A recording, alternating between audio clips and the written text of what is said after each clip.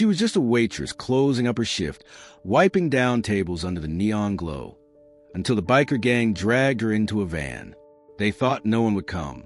They thought fear would silence her. But what they didn't know was that her brother, freshly home from a Navy SEAL deployment, was already on his way. One apron in the dirt, one trail of tire marks, and the fight of a lifetime began. Would you stand back or step into the darkness for family? Before we continue with this story, make sure to subscribe to the channel, as we have a special story that'll be released soon.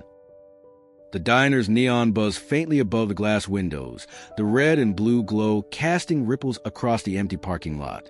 Inside, the clock above the pie case inched toward midnight, its hands dragging with the heaviness of another long day.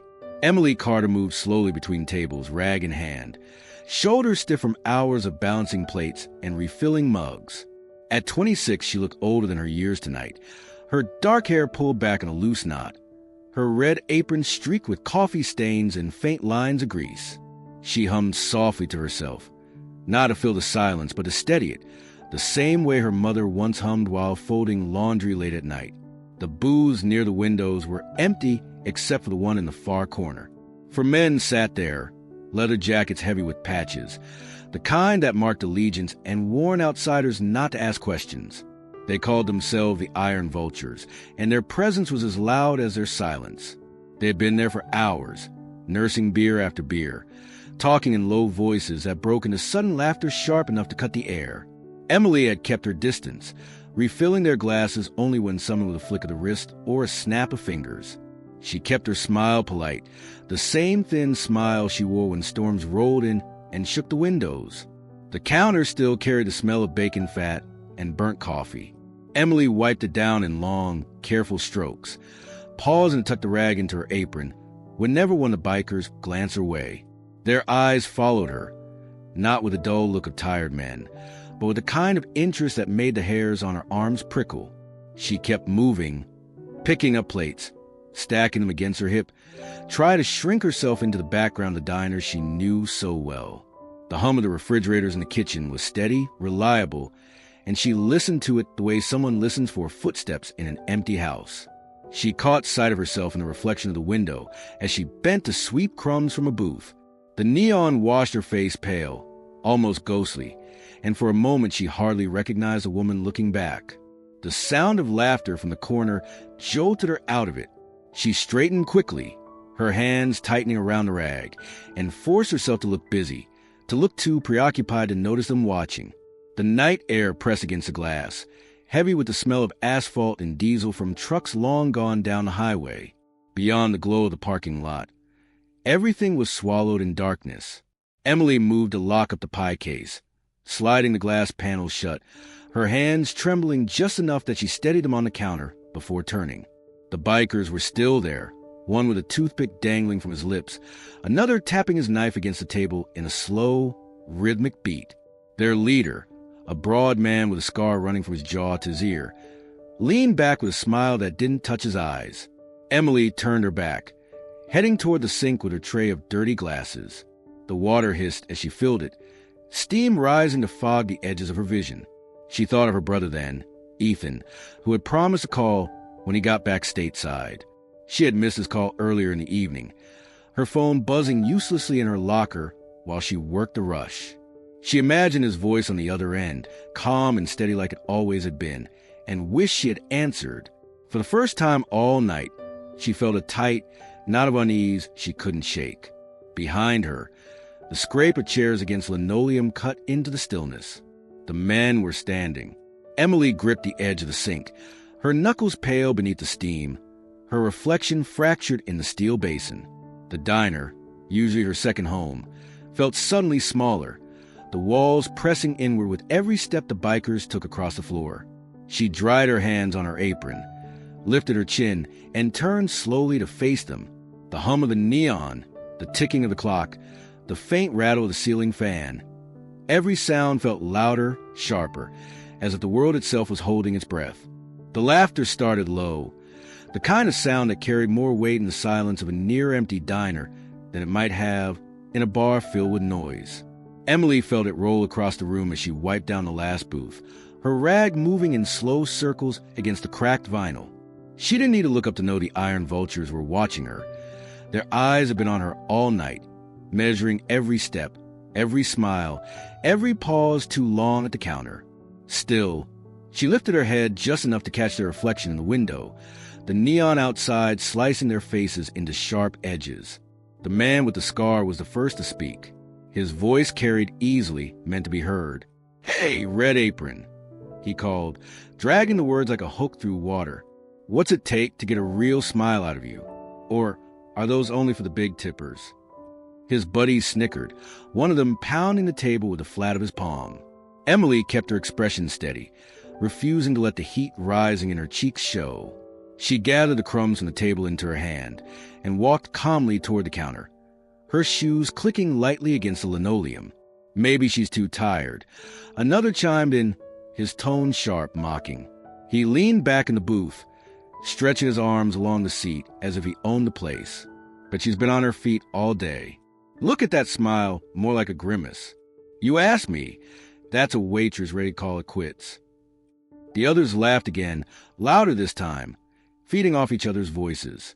Emily forced herself to take a slow breath as she stacked plates at the counter, her back turned just enough to deny them her reaction. She had worked this diner long enough to know that answering back only encouraged men like them, but silence had its own risks. The scarred man pushed his chair back, the leg scraping across the floor in a sound that made Emily's shoulders tighten.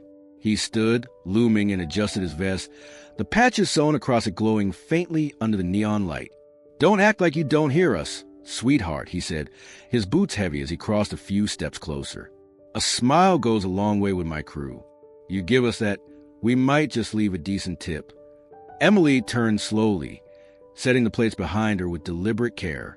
She looked at him, not long enough to challenge, not short enough to seem afraid, just long enough to show she wasn't invisible. Her voice, when it came, was quiet but steady. "Kitchen's closed. Coffee's the only thing left. If you want another round." She nodded toward the pot on the burner, the steam rising faintly like a warning. The biker smirked, tilting his head as if her calmness was some kind of game. "Coffee?" he said, glancing back at his men, who chuckled under their breath. "That's all she's got for us. Just coffee." He stepped closer, close enough that Emily caught the scent of smoke and leather, the raw mix of sweat and gasoline. "Shame. We were hoping for something sweeter." Emily tightened her grip on a rag in her hand, twisting it until her knuckles whitened. She thought of her brother again, of how easily he could silence a man like this with just one look. But Ethan wasn't here. She was alone, the neon buzzing, the clock ticking toward midnight, the air heavy with the weight of 4 men who had nothing but time and the thrill of making someone squirm. The others egged their leader on with low voices, whispers meant to unsettle. "She's got fire," one said. "Look at those eyes. Think she'd fight back?" Another tapped the knife against the table again, the sound steady, deliberate, a rhythm of menace. Emily forced herself to step back toward the counter, not retreating, but putting the familiar steel and glass between her and them. She poured a fresh cup of coffee, setting it on the counter with a steady hand. The gesture was simple, almost defiant. She would serve them, but she would not bow. The scarred man studied her, his smirk fading into something harder, something colder. The others leaned forward, sensing the shift in tone, their laughter quieting. The diner, once filled with their noise, fell still enough that Emily could hear her own breath. The clock above the pie case ticked on. Outside, the neon flickered, a tired heartbeat against the dark highway. Emily straightened her apron, her face calm, though her pulse thudded like a drum.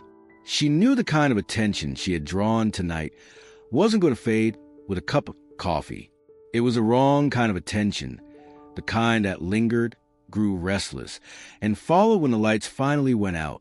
The phone buzzed inside her apron pocket, a muted vibration that seemed louder than the laughter from the booth. Emily paused mid-step, tray balanced in one hand, and pressed the device closer against her hip as if that could quiet it.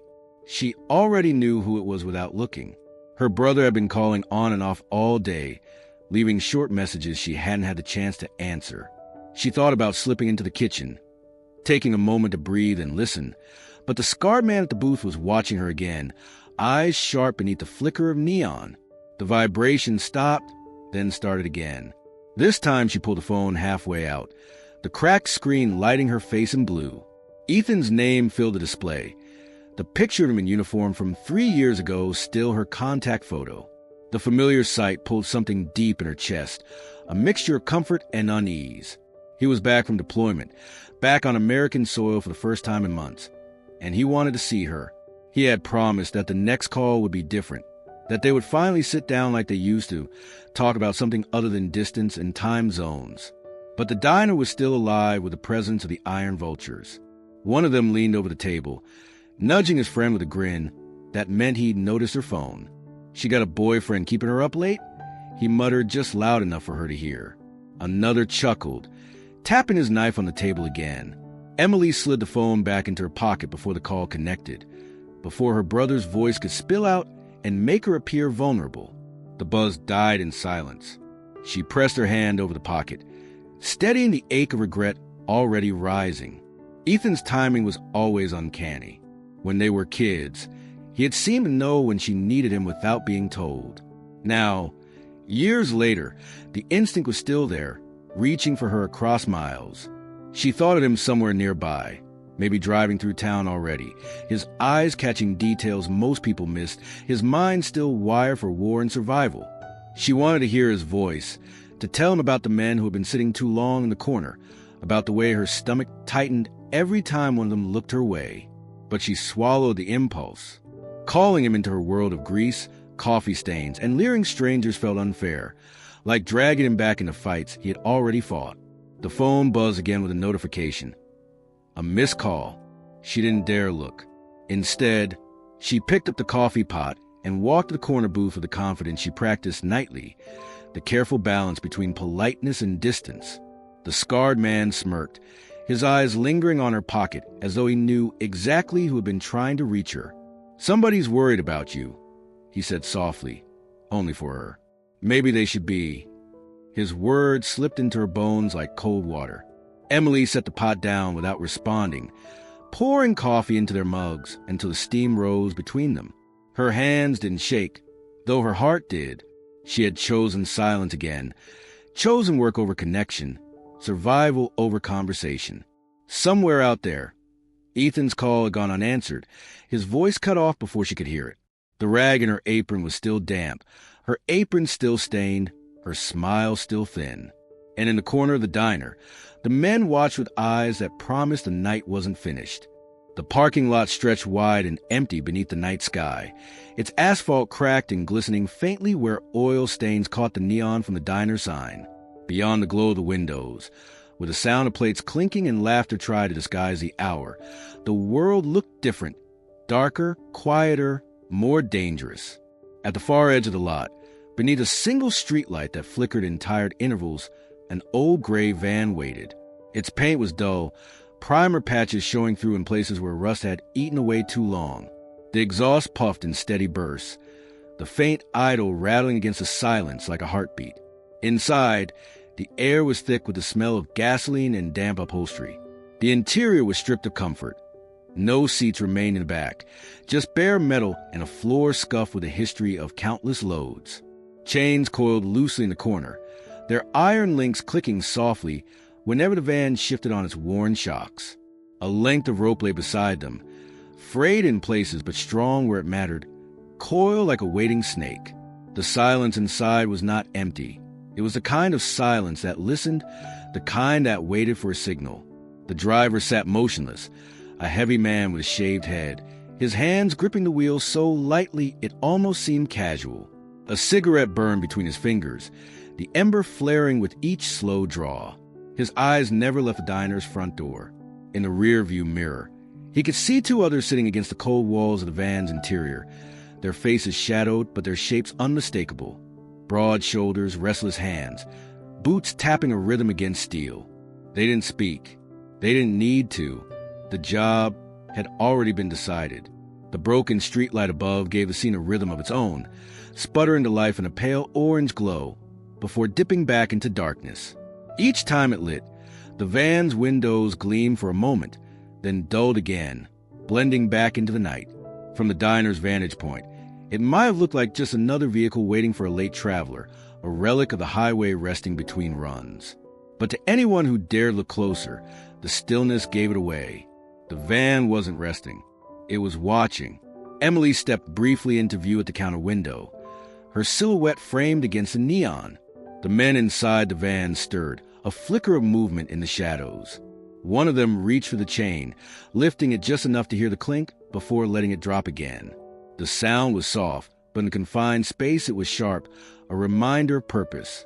The driver exhaled smoke and flicked the butt into the gravel, grinding it beneath his boot before settling back into the seat. His gaze never shifted. He was waiting for the moment when the laughter from the booth would end, when the scarred man would give a signal, and the night would tip from uneasy into violent. The diner's neon reflected faintly on the van's hood, pulsing with each flicker of the failing light. Beyond that fragile border color, the rest of the lot was empty, too wide and too still. The hum of the idling engine seemed to grow louder with each passing minute, as if it was impatient. The men inside the van leaned forward slightly when the door to the diner swung open to let in the cool night air as a truck rolled past on the highway. It wasn't her. Not yet. But soon, the chains shifted again. The rope uncoiled a fraction with the movement of a restless hand. They could wait. The night was theirs. The neon over the diner's front windows flickered twice before steadying, its tiredom filling the silence left behind after the last pot of coffee had gone cold. Emily stood at the counter with her apron strings tugged loose, unfolding the slips of paper and worn bills that made up her night's work.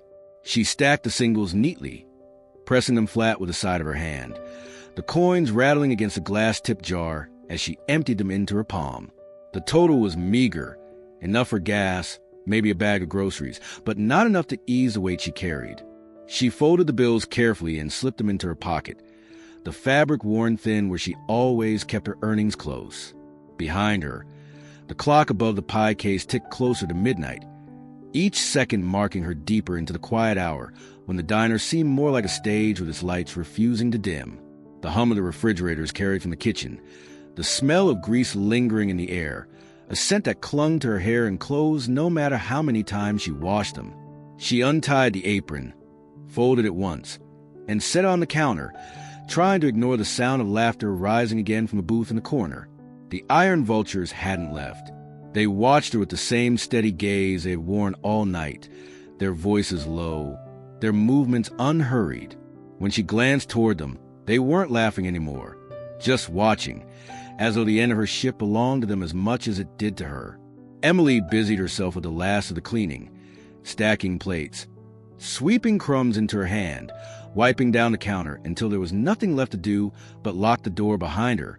She reached for her phone once more, saw her brother's name still marked by the missed call, and let the screen go dark again.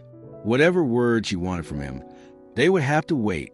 She flipped the sign on the door from open to closed, the motion small but final.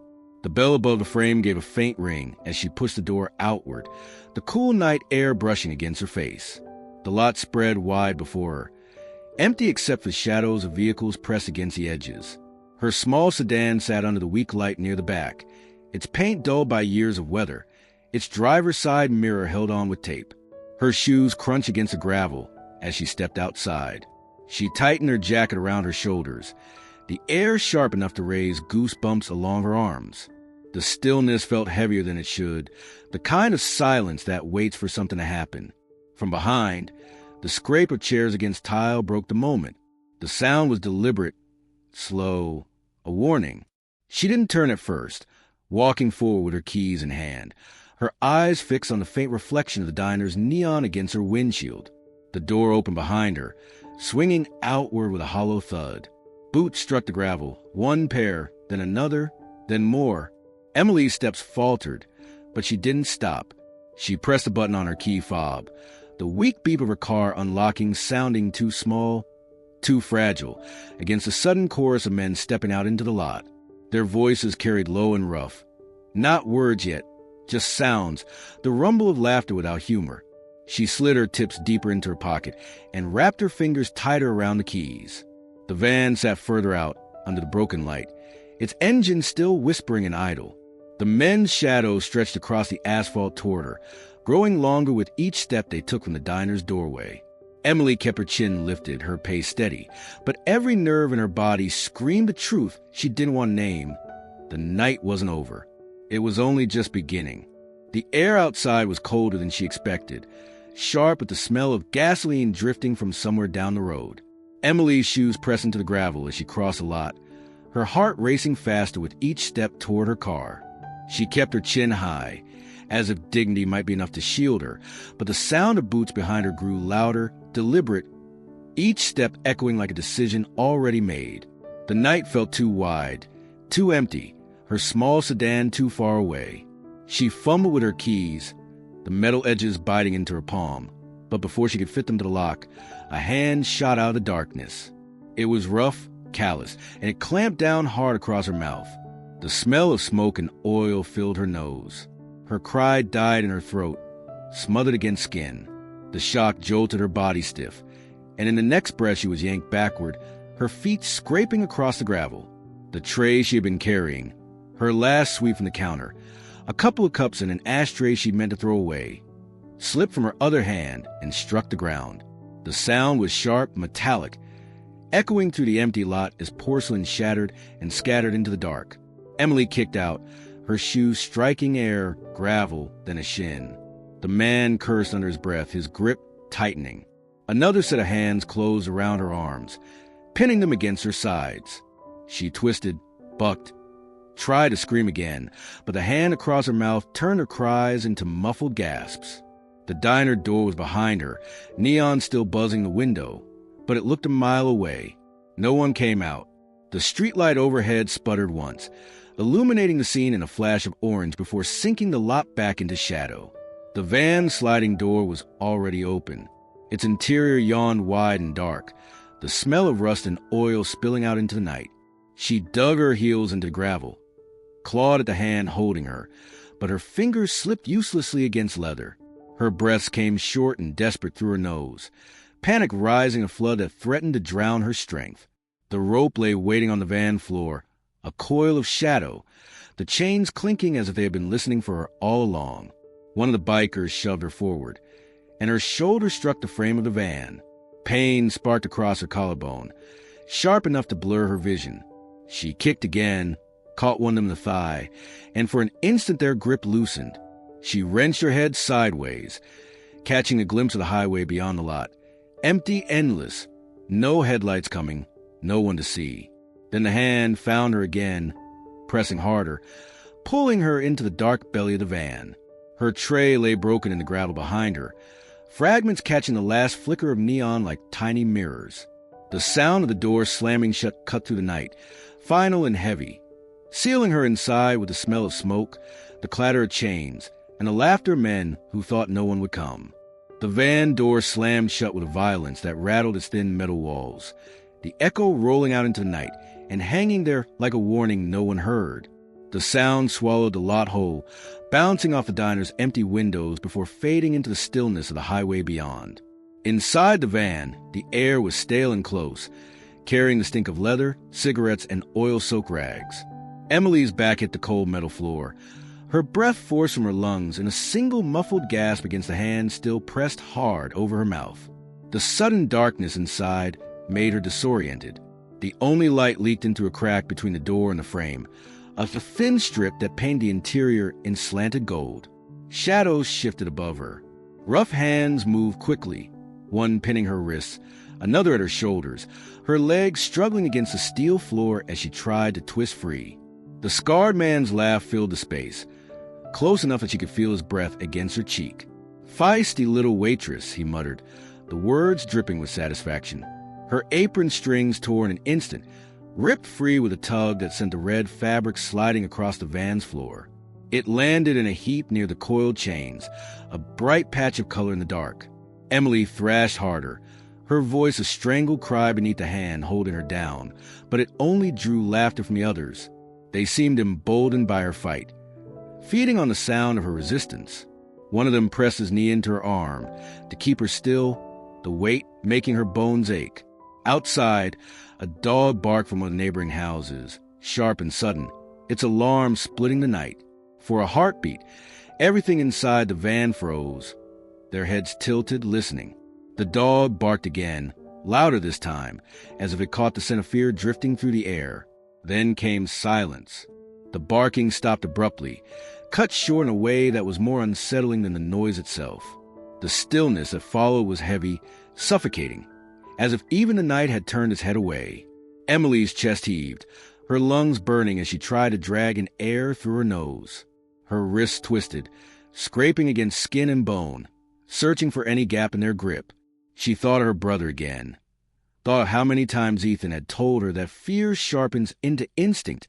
If you let it, that panic only gives your strength away. But she was no soldier, no fighter trained to turn weakness into weapons. She was a waitress in a small-town diner, her best defense to trade now shattered in the gravel outside. The men shifted, one of them reaching for the coil of rope. Its fibers rasped against the metal floor as he dragged it closer, the sound louder than anything else in the van. Another picked up her apron, turning it in his hands before tossing it aside like a souvenir. The scarred man leaned over her, his shadow blocking out even a strip of light from the door. His eyes glinted with something hard, something certain. "No one's going to hear you out here," he said, his voice low, his smile thin. Emily bucked against the weight holding her down, her body screaming for air, for freedom, for anything that would break the trap closing in. The van's engine idled steadily, its hum masking the struggle within. Beyond its walls, the town lay quiet, the streetlight above still flickering in its broken rhythm, the diner's neon still buzzing faintly. To anyone passing, the night seemed ordinary. But inside the van, silence had become a cage, and every sound, every breath, every scrape of rope, every muted cry was swallowed before it could escape. The highway stretched out before him in a ribbon of darkness, broken only by the sweep of his headlights and the occasional glow of roadside reflectors. Ethan Carter sat behind the wheel of his battered pickup, its engine humming a tired but steady note as it carried him back into the town he hadn't seen in nearly a year.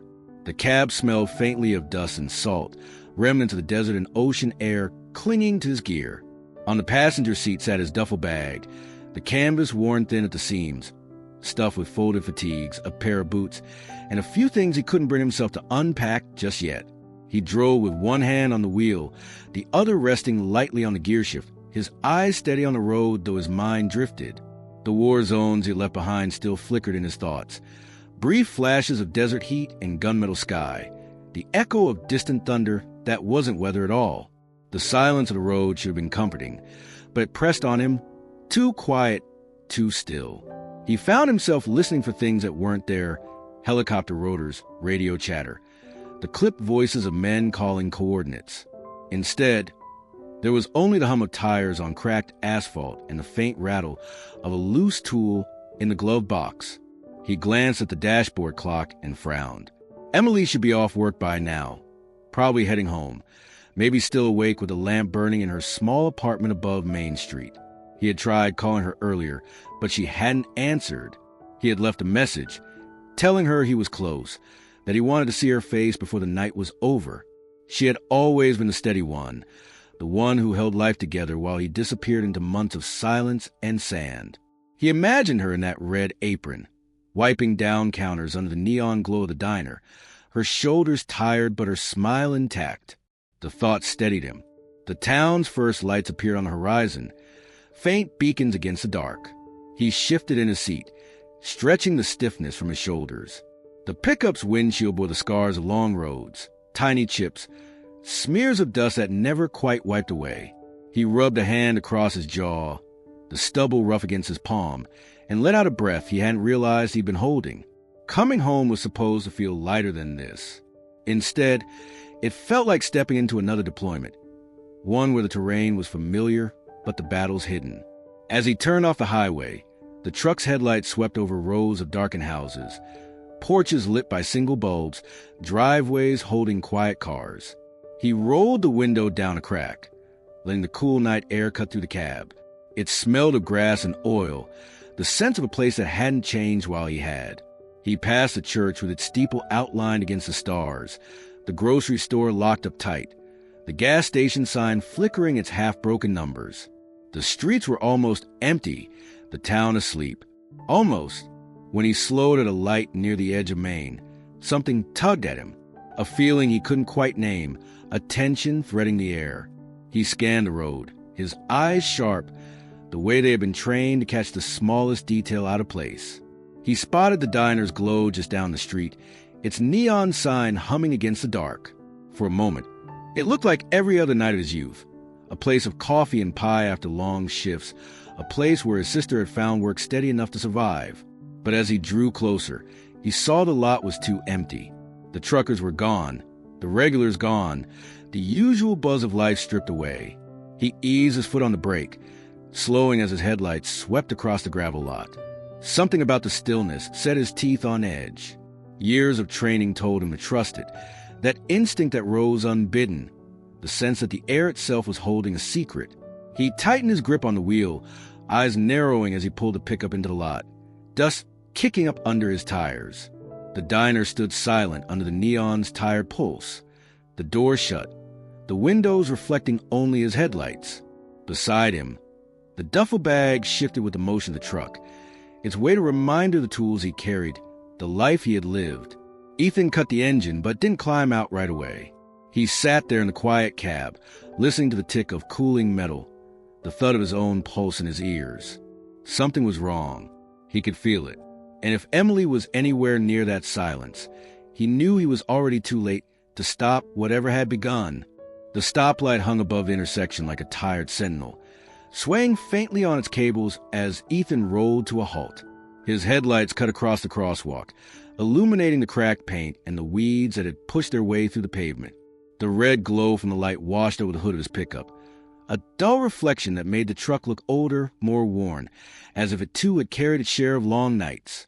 Ethan's hand tightened on the steering wheel, without him realizing it. The silence pressing in from outside felt wrong. Not the kind of wrong you could name, but the kind that lived in the edges of instinct, in the way soldiers knew a road wasn't safe before they ever saw the tripwire. He leaned forward slightly, his gaze shifting past the light and toward the diner just a block ahead. The neon sign still glowed, buzzing faintly against the night, but the building seemed hollow, like a photograph of itself rather than the real thing. Usually at this hour, even on a slow night, there would be signs of life. A rig parked at the edge of the lot, a couple of locals finishing their pie, the faint outline of someone leaning at the counter. But tonight, the lot was empty. Too empty. Even from this distance, Ethan could see how the gravel lay undisturbed, no headlights sweeping across, no movement at all. He shifted the gear into neutral, his foot resting heavy on the brake. His eyes scanned the scene with the same precision he had once used in a desert village at dawn, looking for the thing that didn't fit. The hairs on the back of his neck prickled. He rolled the window down a few inches, letting the night air in. It was cool, damp with the smell of asphalt and faintly metallic, as if rain had threatened but never fallen. And beneath it, something else, an emptiness that didn't belong in a place that usually breathed with small-town noise. The light turned green, but Ethan didn't move at first. His gaze caught on the edges of the diner's lot, on the broken streetlight that flickered at odd intervals. The darkness between those bursts seemed too deep. He thought he saw a shape there, but the flicker blinked out before he could be sure. He eased his truck forward slowly, eyes narrowing, body tense. Every lesson drilled into him overseas rose to the surface. Don't dismiss the quiet. Don't ignore the details. Trust what your gut screams, even if your eyes can't confirm it. As he drew closer, the sensation deepened. The place felt staged, as though the diner were dressed in its neon mask, while something ugly moved just beyond the glow. He pulled into the lot, the tires crunching on gravel, and the sound seemed far too loud. His headlights washed over the building, across the windows, then down toward the far corner where shadows pooled.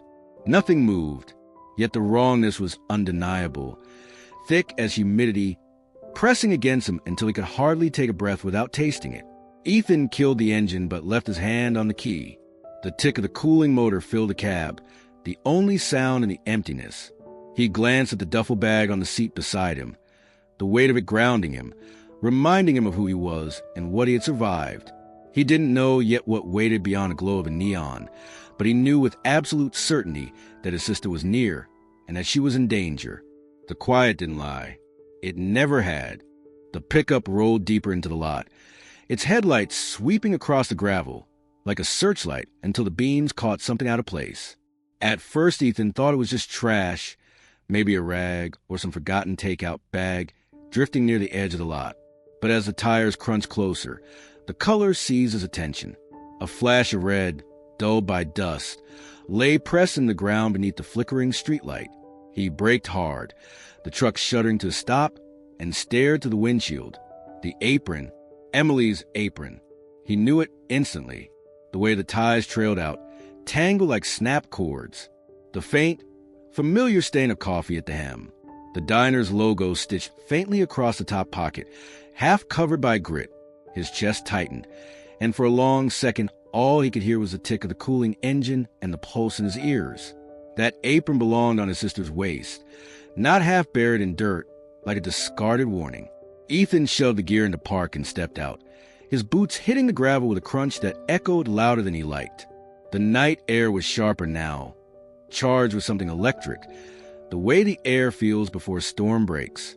He walked slowly toward the apron, each step measured, his senses widening the way they had been trained to, ears straining for movement, eyes scanning the edges of shadow, every muscle ready.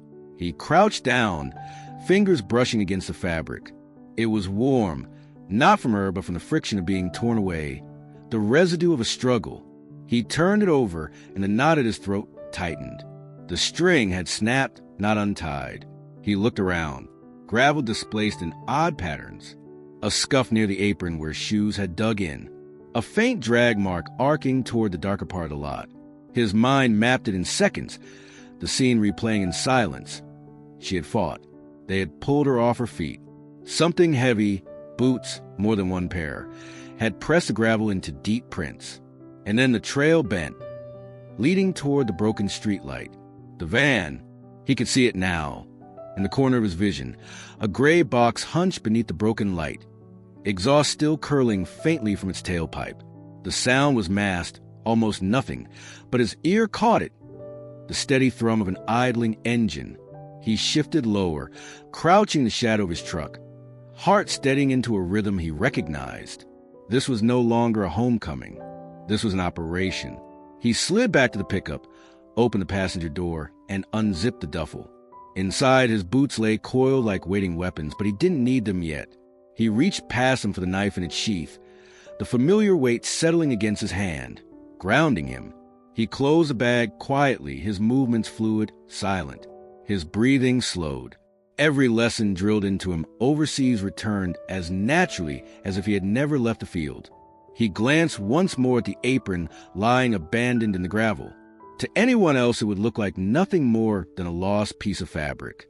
But to Ethan, it was the loudest alarm possible, a bright flare against the night. Emily was close. She was in danger. And whoever had left that apron in the dirt had made a mistake. They had forgotten that she wasn't alone. She had a brother who had spent years learning how to fight in silence, how to find the unseen, how to take apart the dark piece by piece until nothing was left standing. The gravel under his boots whispered as he moved, low and steady, his body angling toward the van. Every nerve sharpened, every sense locked on. The apron lay behind him now, still half buried, but it had done its job. His training had already taken over, and the hunt had begun. Ethan crouched low, his hand brushing the gravel as his eyes traced the mess left behind. Years in deserts and jungles had taught him how to read the ground, how to see what others walked past without a thought. Here, in this small town lot, the same rules applied. The apron had already told him there was a struggle, but the earth beneath his boots filled in the rest. Near the edge of the light, just beyond where the apron lay, he found the first clear print, a deep impression, the tread wide and worn uneven on one side.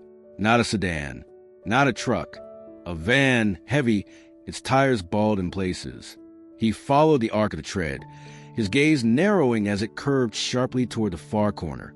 The gravel here wasn't settled the way it should be.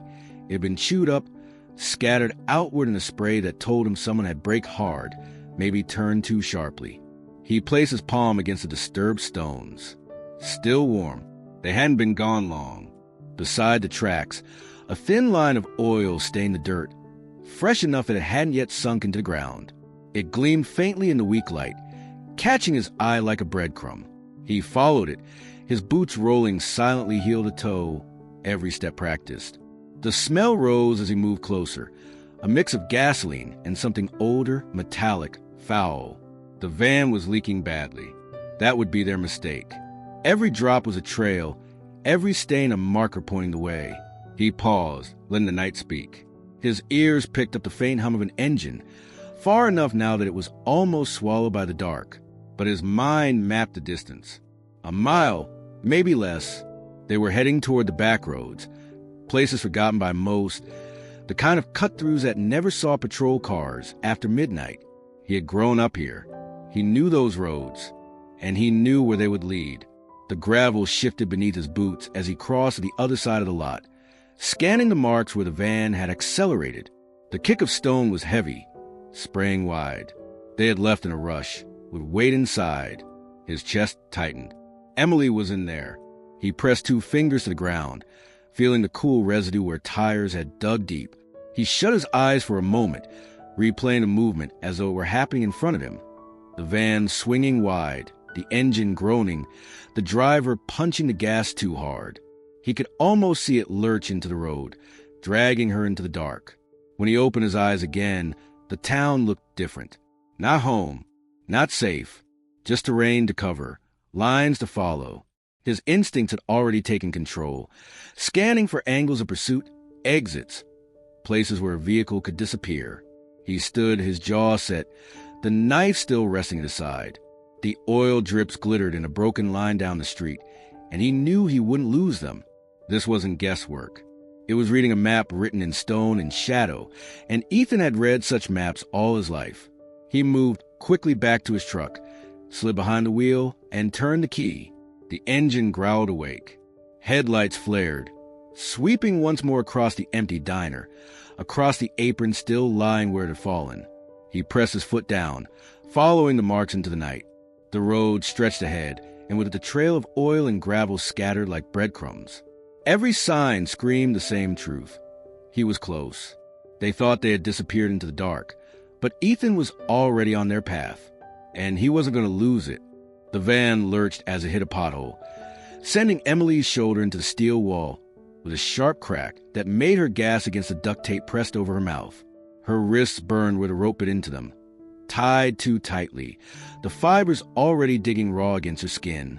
She twisted, straining against the weight of the men crowded around her, but every movement only drew laughter. One of them shoved her back down with a heavy hand, his palm pressing her into the ridges of the metal floor. The air inside was suffocating, thick with cigarette smoke, sweat, and the bitter tang of gasoline that seemed to bleed from the van's very frame. Chains clinked each time the vehicle swayed, swinging slightly from the hooks welded into the roof, reminders of what the space was designed for. Emily's chest rose and fell in short, frantic breaths, her heart hammering loud enough that she swore they could hear it. "Look at her fight," one of them sneered, leaning over so close she could smell the sour stench of beer on his breath. "Like it matters. Like anyone's coming to help." His words drew chuckles from the others, low and mean, the kind of laughter that stripped away hope. Emily kicked out, her shoe connecting with a shin. The man cursed, grabbing her ankle, twisting until pain flared up her leg. He let go suddenly, letting her leg drop hard against the floor, and the others laughed louder, feeding on her defiance like it was part of the game. She turned her face away, jaw clenched, refusing to let them see tears forming in her eyes. From the far side of the van, a voice cut through the noise. Calm, slow, deliberate. "Enough." The men stilled at once, glancing toward the speaker. He was larger than the rest, broader in the shoulders. His leather vest stretched across a chest marked with faded ink. His face was half hidden in shadow, but the scar that carved from his temple to his jaw was unmistakable. His name was Mace, and even without introduction, Emily knew he was the one who gave the orders. His presence filled the van, not loud, not rushed, but absolute. Mace leaned forward, resting his forearm casually on his knee as he looked at her. His eyes were dark, unreadable, and his voice carried the weight of someone who never needed to shout to be obeyed. "You think this is about you," he said evenly. "You think we just picked you because you smiled at the wrong man in the wrong place." He shook his head slowly. "No, this isn't chance. This is a message." Emily froze, her breath catching behind the tape. He studied her reaction, tilting his head slightly, almost curious. Your little diner, your little life, none of that matters. What matters is people learn what happens when you don't show respect, when you laugh at the vultures, when you forget who owns the roads. His words rolled over her like chains, heavy and cold, dragging her further into the dark. The others nodded, their laughter fading into silence, waiting for Mace to finish. He didn't look away from her, his stare pinning her in place more effectively than the ropes binding her wrists. "This isn't about hurting you, girl. Not really. It's about reminding everyone else what fear looks like." He leaned back, his voice dropping lower. "And tonight, you're the one caring for them." Emily's chest tightened, panic threatening to overtake her. But beneath it, anger sparked, small but alive. She couldn't speak, couldn't fight the way she wanted, but her eyes locked on his. She refused to look down. Mace noticed, his lips curving into something that wasn't quite a smile. "Good," he murmured. "Fight if you want. Fear works better when it has teeth." The van jolted again, the engine roaring as it picked up speed, carrying her further away from the diner, from safety. Chains rattled, men shifted, and the night swallowed the sound of her muffled cry. Inside, the message was clear. This wasn't random. This was deliberate. And the one thing Mace hadn't counted on was that the person meant to learn the hardest lesson wasn't Emily at all. It was the man already following their trail. Ethan guided the pickup down the back road, his headlights cutting narrow tunnels through the dark. The oil drips glistened faintly on the asphalt, each one a breadcrumb pulling him forward, but the further he drove, the heavier the silence grew. He knew this part of the county too well.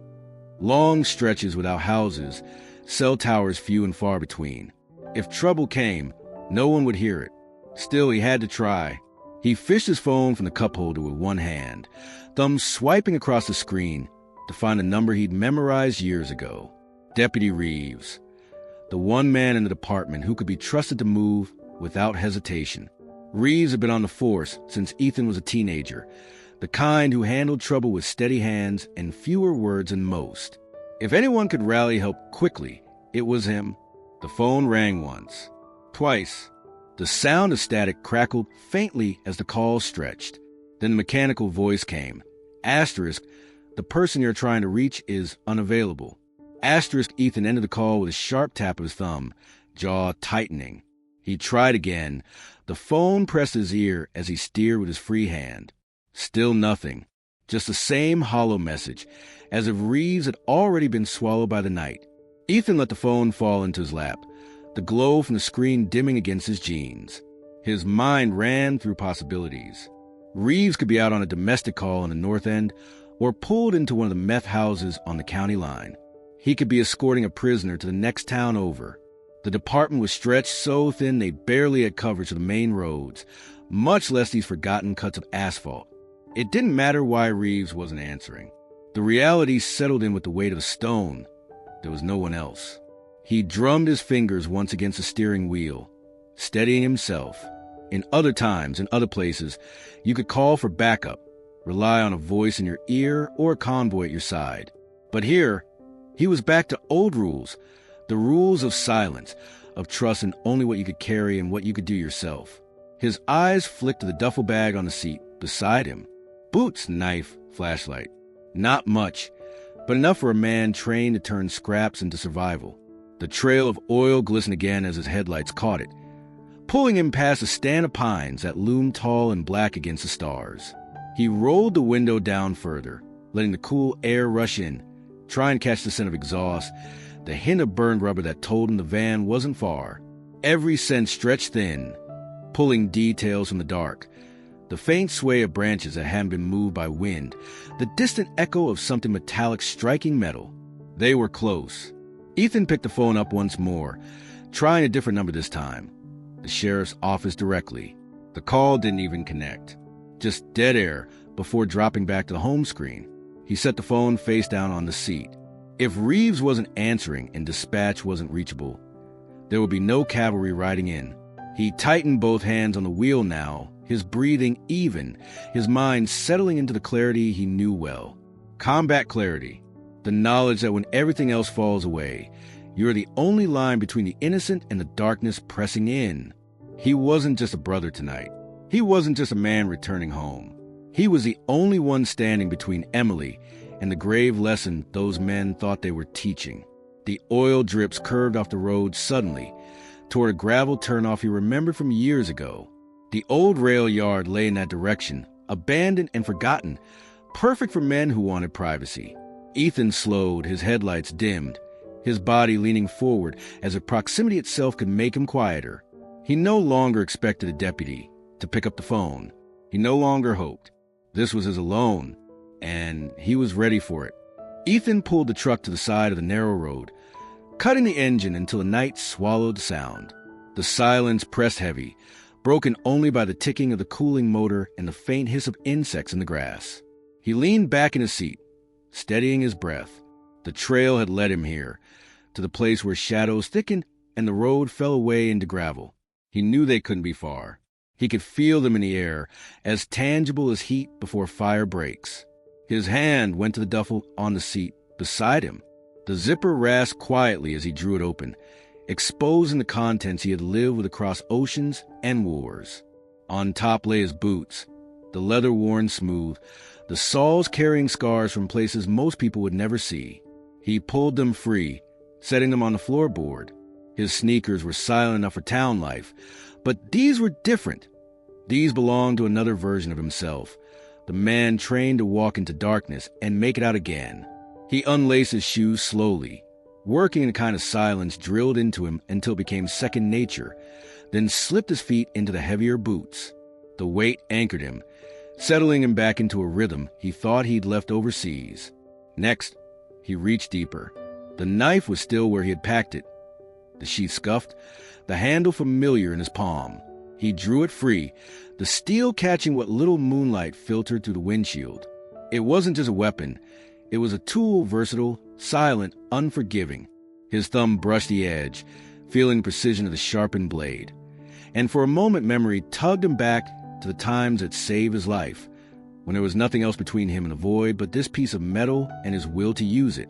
He set it on the seat within reach, close enough that it felt like an extension of his own hand.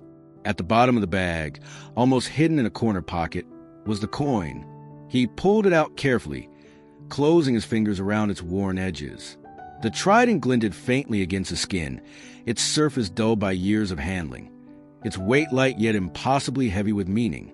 Ethan turned it over once, twice, letting the grooves press into his fingers. This wasn't just a token of service. It was memory compressed into metal. Brothers lost, battles fought, the voice of instructors who had broken him down, and rebuilt him until nothing remained but instinct and grit. Holding it now, he felt the shift happen, the final wall falling away between civilian quiet and the clarity of combat. He sat there for another breath, staring out at the dark line of trees ahead, listening to the stillness. Fear didn't rise in him.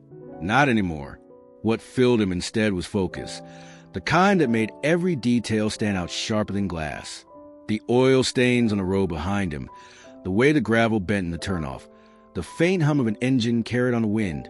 All of it mapped itself inside his mind, a picture he could follow. Ethan tucked the coin back into his pocket, laced the boots tight, slid the knife into place at his side. He closed the duffel with a quiet pull of the zipper and rested his hand once more on the steering wheel. The man who had driven into town to see his sister was gone.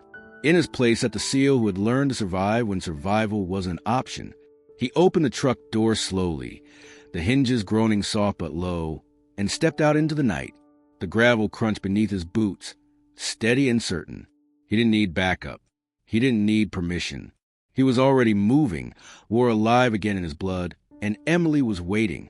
The gravel road curved off the main stretch like a scar, narrow and unlit, its edges swallowed by trees that leaned too close. Ethan slowed his stride, Crouching near the ditch where the oil trail bent away from the asphalt and into the dirt, his eyes tracked the marks. Heavy tire ruts pressed deep into the soil, the kind that came from a van weighted down the back. They hadn't even bothered to cover their trail. They thought no one was following. They thought this road was theirs. He knew better. This shortcut wasn't new to him. Long before deployments, before the Navy, before years of training, he and Emily had biked these back roads as kids. They had ridden past a rail yard at dusk. The sound of trains long gone. The skeleton of boxcars left to rust under weeds. He remembered the cracked pavement that turned to gravel. The wide warehouse doors chained shut but never locked. The smell of creosote still clinging to the wooden ties. For most people, the place was forgotten. For men who wanted to disappear, it was perfect. Ethan stood, his boots silent as he moved along the edge of the road. He kept to the tree lean where the gravel softened into grass, his body low, his steps measured. He could see where the van had fishtailed slightly, the back end sliding wide before correcting. Too fast, too careless. They weren't worried about being followed. That arrogance was already working in his favor. The night thickened as he moved deeper, the canopy above blotting out most of the moonlight. His ears tuned to the quiet, filtering every sound. The rustle of possum in the brush, the faint creak of branches overhead, the distant bark of a dog carried on the wind. He slowed again when the air shifted, a faint vibration touching his skin before he even heard it, the low hum of an engine idling, steady and close. He pressed against the trunk of a tree, his breath shallow, eyes sweeping the road ahead. The shortcut curved down into a shallow dip, and beyond it he could see the faint outline of the old rail yard fence, sagging and broken in places. He didn't need to guess where they were heading. The van tracks led straight for it. A perfect blind spot. No patrols came this far out, and the few neighbors within shouting distance had learned to keep their windows closed. Memories layered over the scene as he crouched there, the past and present converging. He saw himself and Emily as children, daring each other to race their bikes through the weeds, their laughter echoing where now only silence lived. And he saw what it had become, a place for predators to gather, the hollow belly of the county no one cared to fix. His jaw clenched as he thought of her inside that van, her red apron torn away, her wrist bound, her fear growing with every mile. He moved again, faster now, his body threading between trees until forest thinned and the yard opened before him. Faint light glowed from the far side of the warehouses, uneven and weak, the kind thrown from a halogen lamp powered by a generator. He could see the faint shimmer of movement near the gates, men shifting their weight, standing guard. The van itself was already pulled into the lot, its gray body blending with the rusted hulks around it. Ethan dropped low, pressing a hand to the earth as he studied the ground. Every instinct sharpened into focus. This wasn't just a shortcut road anymore. It was a funnel, one he knew better than the men who thought it would protect them. He traced their path with his eyes, memorized every shadow, every angle, every point where he could slip unseen. His boots pressed forward into the dirt. The shortcut road had carried them to their haven, but it had also carried him here, back to where he belonged. Not as the brother chasing a call unanswered, but as the soldier stepping quietly into enemy ground. The van groaned as it rolled over the last stretch of gravel, its headlights bouncing across rusted fences and the sagging skeleton of the rail yard. The lot opened into a wide space littered with weeds and broken concrete. The old warehouses standing like silent sentries, their corrugated steel walls streaked with rust and graffiti. The van slowed, coughing smoke from its exhaust, before swinging sharply into the shadow of one of the larger buildings. Its tires screeched against the gravel, then settled, the engine shuddering into silence. Inside, Emily's body jerked forward with the stop, her shoulders striking the floor again. The ropes dug deeper into her wrists, her breathing frantic against the tape across her mouth. She tried to brace herself as the door slid open, but rough hands were already on her. One man grabbed her under the arms, another by the ankles, and together they dragged her across the van's floor, her shoes scraping uselessly against metal. She kicked once, twice, but the blows landed weakly, met only with mocking laughter. The night air hit her as they pulled her out, cool and damp, carrying the faint odor of creosote and rust that clung to the place. A halogen lamp flickered to life near the warehouse entrance, powered by a small generator that coughed and sputtered with every cycle. Its pale glow threw long shadows across the cracked lot, painting the men in jagged lines that made them look less human and more like beasts circling prey. They hauled her through the doorway, the steel door groaning on its hinges as it swung open. Inside, the warehouse was hollow, cavernous, its ceiling lost in darkness. The smell of dust and oil filled her lungs, thick enough to choke. Her body hit the concrete floor with a thud that rattled through her bones. She gasped through her nose, twisting her head to push the hair from her face, blinking through tears to make sense of her surroundings. The floor stretched wide, littered with broken pallets, rusting tools, and the remnants of machinery long abandoned. Chains hung from beams above, swaying slightly in the draft that slipped through broken windows. The men circled her, their boots loud against the concrete. One of them kicked her apron aside, now little more than a rag dragged in from a van. Another bent down, tugging the rope at her wrist to tighten it, until she winced, the fibers biting deeper into her skin. They laughed at her flinch, at the way she struggled to roll away, her breath ragged, her body trembling. Then Mace stepped forward. His presence silenced the others, their voices cutting off as he moved into the faint light of the halogen lamp. His scar caught the glow, a pale line that carved his face into something harder, sharper. He looked down at her without speaking at first, his eyes steady, his jaw tight. When he finally spoke, his words carried through the empty warehouse with the weight of command. "Set her there," he said, nodding toward a section of the floor near the wall, where a coil of chain and a battered chair sat waiting like props in a performance long rehearsed. The men obeyed, dragging her roughly across the floor until her side scraped against the concrete, the pain sharp enough to pull a muffled cry from her throat. They forced her down against the chair, the rope at her wrist looped tighter, the chain rattling as it was drawn across her ankles.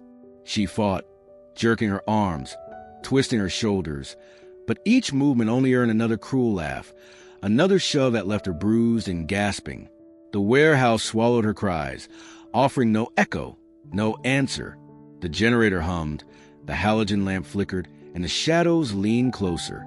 Mace watched it all unfold with the calm of a man who had done this before, who knew exactly what message he wanted carved into this night. For Emily, the world had narrowed to the sting of rope, the cold bite of steel, and the realization that no one knew she was here. But outside, beyond the reach of the failing lamp, another shadow was already moving through the yard. Quiet, measured, deliberate. The night folded around Ethan as he slipped from the cover of the trees to the edge of the rail yard. The faint glow of a halogen lamp bled out from one of the warehouses, its flicker stretching across the broken lot in long strips of light. He crouched low, his boots finding the edges of weeds that grew between cracks in the concrete. Every step was chosen, deliberate, his weight shifting forward in silence. The old instincts had returned, not as memory but as muscle. His body remembered how to move unseen, how to become part of the dark itself. From where he knelt, he could see the van parked near the open warehouse door, its exhaust still faintly ticking. One door hung ajar, chains glinting faintly inside. That was enough to confirm what he already knew. Emily was here. He forced the thought down, pressing it into a corner of his mind. If he let the image of her bound and terrified take hold, his discipline would fray. Discipline was survival. He exhaled slowly, letting the cold air steady him, then slipped forward again. The ground was littered with broken glass, the remnants of shattered bottles and old windows tossed aside. His boots rolled heel to toe, finding patches of dirt, pieces of wood, anything that would mask the sound. When glass cracked faintly under his weight, he froze, body pressed into the shadows, eyes scanning. The hum of the generator covered the noise, a steady cough and whine that filled the yard. Inside the warehouse, a voice rose, followed by a burst of laughter. They hadn't heard. He moved again, slower, more careful, each step like a breath between heartbeats. At the edge of the building, he pressed his back against the corrugated steel, its surface cool and rough against his shoulder. He closed his eyes briefly, mapping the sounds. The scrape of boots against concrete, the metallic clink of chains, Emily's muffled cry buried beneath men's voices. His chest tightened, but his breathing stayed even. He counted the footsteps. 5. He had seen them at the diner, and the cadence inside matched. One heavier, the leader, Mace. Another pacing near the doorway, less steady, maybe distracted. Details mattered. Every detail could be an opening. He crouched lower, moving along the wall until he reached the corner. Through a jagged hole in the sheet metal, he caught a glimpse of the interior. The lamp inside painted the room in a weak cone of light. Emily was there, tied to a chair near the wall, her head turned, eyes wide, face pale beneath strands of loose hair. May stood in front of her, his voice calm but edged, the others circling, restless. Ethan forced himself to step back from the hole. He couldn't go in hot, not yet. He needed them spread thin, their confidence intact, their awareness dulled. He slid along the side of the warehouse until he reached the rear. A rusted service door hung crooked on its hinges, half swallowed by vines. He tested it with 2 fingers, pushing gently. It groaned faintly, a sound like a dying animal. He stopped, let the generator hum swallow it, then eased the door further until a gap opened. He slipped inside, shoulders brushing cold steel, the smell of rust and dust heavy in his lungs. The shadows inside welcomed him, wrapping around his form as he moved from cover to cover. Broken pallets, stacks of tires, rusting barrels, all obstacles, all shields. He crouched behind them, pausing when laughter rose too loud, then sliding forward when it dipped. His knife was already in his hand, the handle steady against his palm, its blade a dark reflection of the failing light. He was close now, close enough to hear Mace's words as they rolled slow and deliberate through the cavernous space. Close enough to see Emily's fingers twitch against the rope as she tried, even bound, to resist. Ethan lowered himself against the concrete, steadying his breath until it matched the rhythm of the shadows. Silent, patient, the kind of patience that could break an enemy before the fight even began. The glass crunched faintly beneath his boot again, but this time he didn't freeze. He let the sound blend into the echo of shifting chains. A ghost folded into a warehouse already full of ghosts. Step by step, the dark carried him closer. Emily sat bound to the chair, her wrists raw from the rope, her arms trembling not from weakness, but from the strain of holding herself upright. Her hair clung damply to her face, her breathing ragged to the tape they had torn away to let her answer their taunts. Blood traced a thin line from the corner of her lip, where one of them had backhanded her earlier, but her eyes burned with something that wouldn't dim. They wanted fear. They wanted submission. What she gave them instead was silence, the kind that unsettled men used to being obeyed. Mace crouched in front of her, his scar catching the halogen light. His eyes studied her, not impatient, not rushed, but like a predator deciding how best to toy with its prey. He leaned forward, resting one hand on the arm of the chair, the other dangling loose, a show of control. His voice came low, smooth, meant to sink into her bones. This isn't about you, sweetheart. You're just the stage we chose tonight. Folks around here forget who runs these roads, who decides what happens when they don't show respect. You're just a reminder. Emily swallowed hard, the dryness in her throat scraping like sandpaper. She could feel the eyes of the others on her, their laughter bubbling at every flinch, every twitch. One leaned against a rusted barrel, flicking open a knife and snapping it shut again, the rhythm sharp against the silence. Another shifted restlessly, his boots scuffing the concrete, eager for whatever came next. They were waiting for her to break. She lifted her head slowly, forcing her chin higher despite the sting in her neck. Her lip curled, the taste of copper heavy on her tongue. Then she spat. The glob struck Mace's cheek, sliding down the scar that marked his face. For the first time all night, the room froze. The men's laughter cut short, the sound swallowed by the cavernous warehouse. Mace blinked once, the motion deliberate, his expression unreadable as the spit traced its way down. Emily's voice came harsh and cracked, but steady enough to cut through the silence.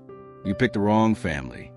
The words hung in the air, heavier than chains, sharper than the knife one of the bikers toyed with. For a heartbeat, no one moved. Then the room erupted. Two of the men lunged forward, fury flashing in their eyes, but Mace lifted a single hand and they stopped cold. His calm was more terrifying than their rage. He wiped his cheek slowly with the back of his hand. eyes never leaving hers, then flicked the spit to the floor. The sound of it hitting concrete echoed louder than it should have. "You've got fire," he said finally, his voice measured, each word deliberate. "I like that." He leaned closer, so close she could see the tiny scar tissue around his eyes, the life carved into his face. "But fire burns out. Rope doesn't." The others laughed again, louder this time, trying to cover the tension that still hung heavy. Emily didn't look away. Her chest heaved, her arms ached, but she met his stare with defiance unshaken. She thought of Ethan, of how many times he had told her not to bow, not to give ground even when every instinct told her to. She didn't know if he was near, didn't know if he'd even gotten her call, but the memory of him was enough to keep her spine straight, enough to make her words ring true. The men muttered among themselves, their leader's composure holding them back from violence.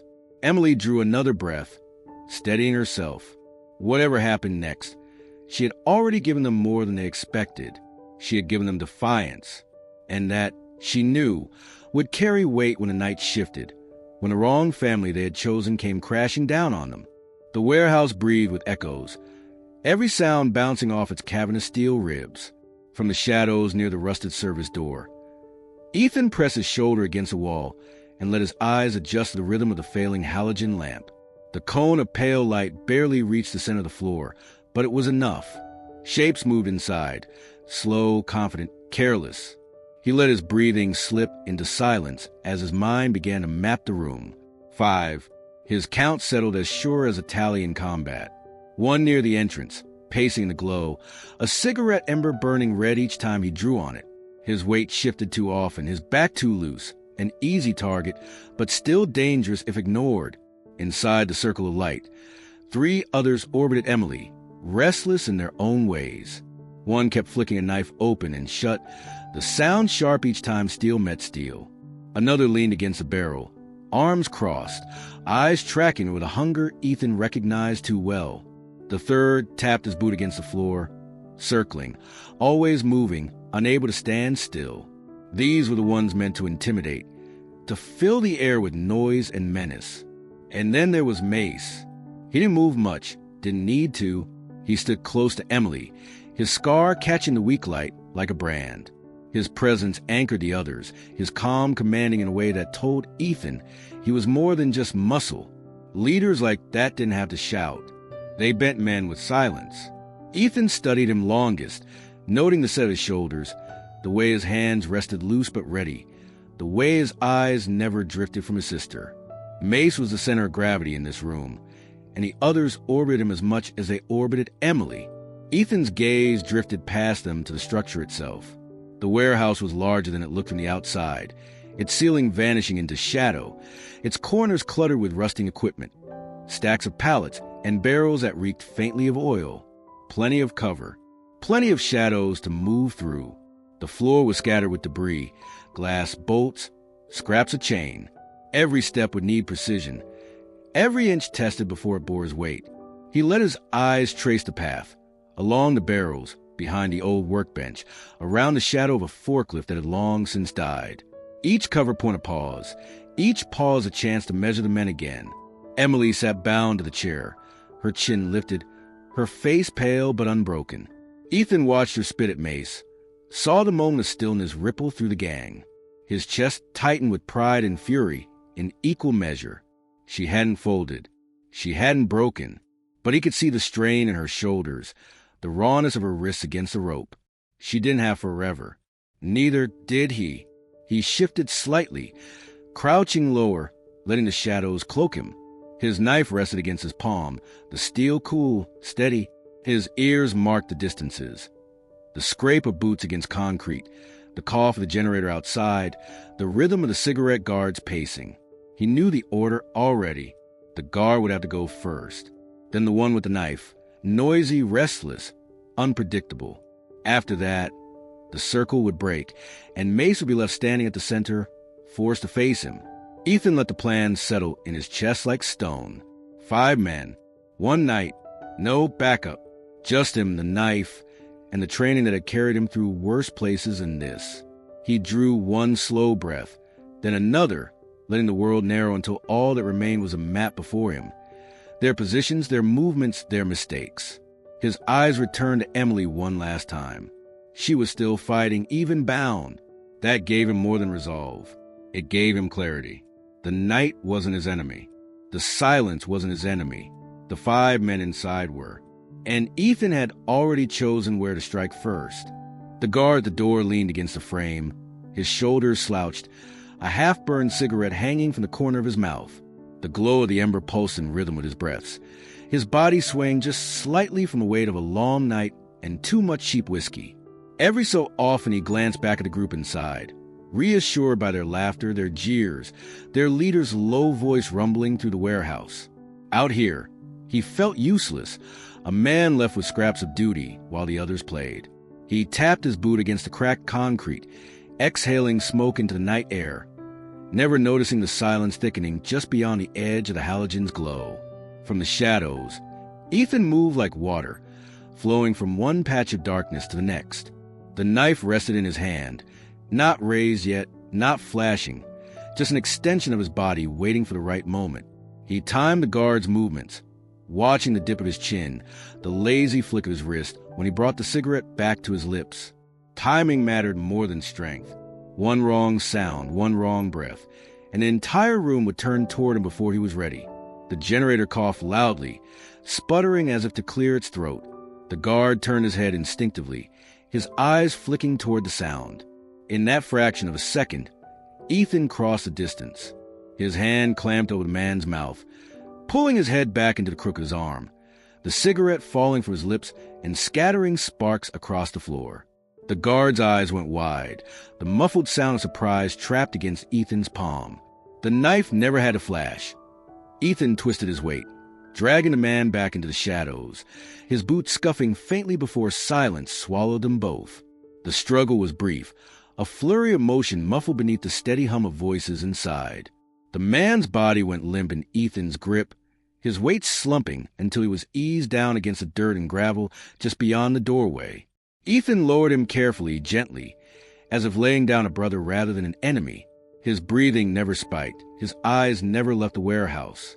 He pulled the man's body deeper into the dark, sliding him behind a stack of rusted drums where the halogen lamp could not reach. The guard was gone, erased as if he had never stood there at all. Inside, the laughter continued. One of the bikers slammed a fist against the barrel to punctuate a joke, the sound echoing sharp through the space.